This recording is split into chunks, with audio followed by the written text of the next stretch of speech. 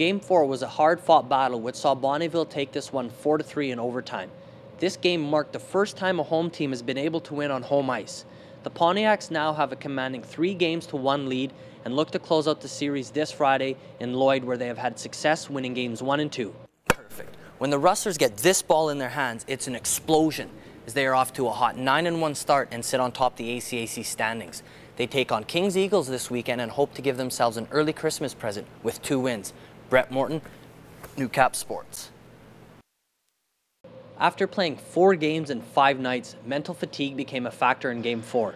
Both teams now have 2 days to recuperate and get ready for Game 5, which will be this Friday, 7:30 at the Civic Center. Brett Morton, Newcap Sports.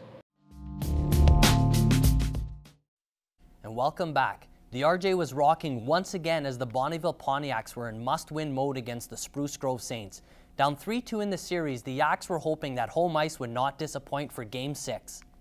The Bobcats' regular season is over, but the organization is already looking ahead and building for the 2015 campaign.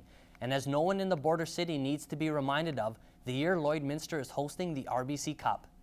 Due to the drop in oil prices and the struggling economy, the numbers weren't quite there at this year's CPCA TARP auction.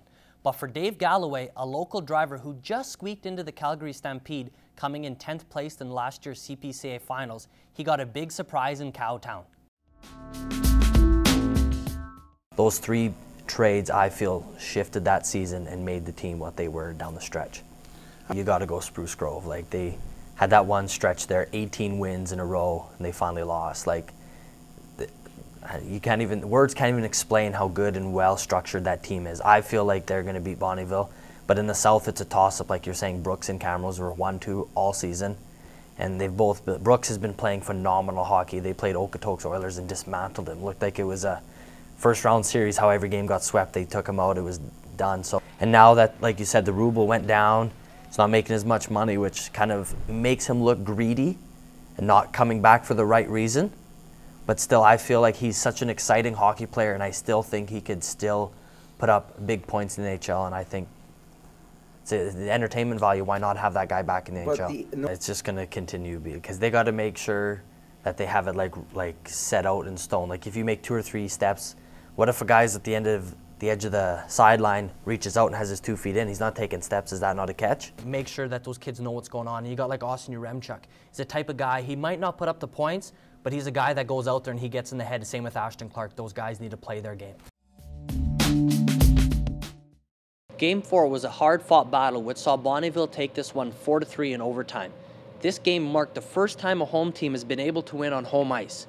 The Pontiacs now have a commanding 3-1 lead and look to close out the series this Friday in Lloyd, where they have had success winning games 1 and 2. Yeah, I think definitely we have a little momentum.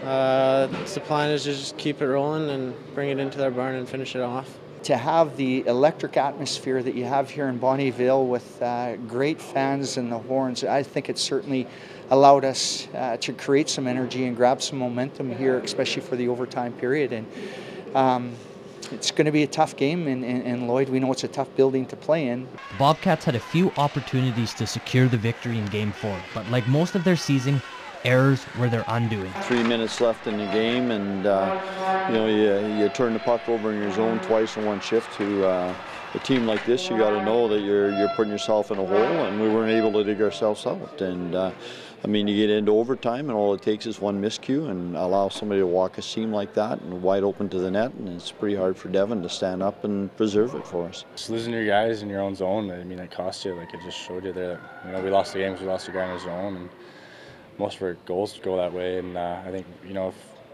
we're going to keep doing that, we're not going to win this series. We got to bear down and stay on our guys and be really aware of who's around the net, and especially with that McCombie line out there, they'll burn you.